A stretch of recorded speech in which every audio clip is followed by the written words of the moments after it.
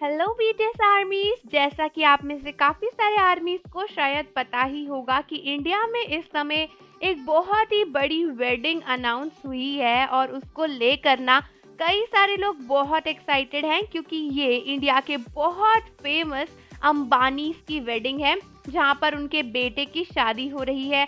और इस शादी में बहुत ही बड़ी बड़ी चीज़ें हो रही हैं और इनफैक्ट एक बहुत ही बड़ी ग्रैमी विनिंग आर्टिस्ट यानी रियाना को इस शादी में बुलाया गया है, जो कि ऑलरेडी इंडिया अराइव हो चुकी हैं। लेकिन आर्मीज, क्या आप जानते हो कि कई सारी इंडियन बीटीएस आर्मीज को लगता है कि ये मौका बीटीएस का था, जो कि अब उन्हें नहीं मिल पाया क्योंकि बीटीएस के मेंबर्स मिलिट्री में जा चुके हैं।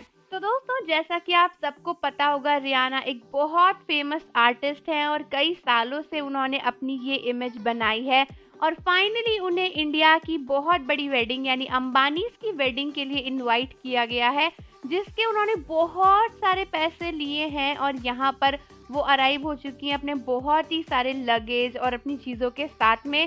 कई सारी वीडियोस भी आई हैं जहाँ पर रियाना इंडिया में अराइव होते नजर आई हैं। लेकिन आर्मीज, क्या आप जानते हो कि बहुत से लोगों को लगता है कि बीटीएस आए होते अगर वो मिलिट्री में नहीं गए होते। तो दोस्तों, अगर बात करी जाए कि रियाना और बीटीएस का क्या कंपैरिजन है, तो बीटीएस इस समय काफी बड़े आर्टिस्ट बन चुके हैं जिन्हें शायद दुनिया का हर एक इंसान जानता ही होगा। बहुत अच्छे से ना भी जाने तो उनका नाम तो जानता ही है।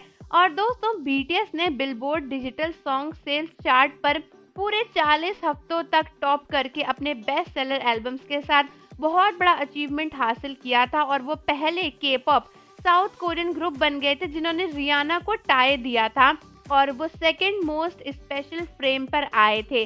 और जिस वजह से अगर कंपेयर किया जाए तो बीटीएस और रियाना कहीं ना कहीं सेम ही लेवल के आर्टिस्ट हैं और जितनी मेहनत बीटीएस ने करी है उतनी ही रियाना ने भी करी है। और कई सारी बीटीएस आर्मीज को लगता है कि बीटीएस इतने सालों से इंडिया नहीं आए, लेकिन शायद ये उनके लिए एक बड़ा मौका होता अगर वो इस समय मिलिट्री में नहीं होते।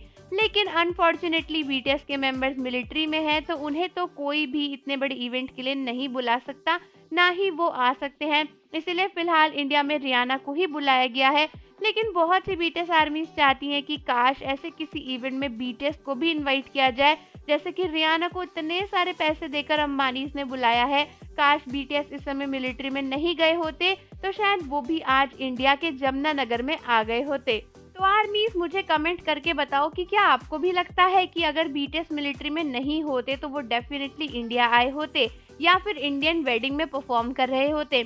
और जाने से पहले चैनल को सब्सक्राइब कर लीजिए, बेल आइकन प्रेस कर दीजिए। मिलते हैं आपसे अगली वीडियो के साथ।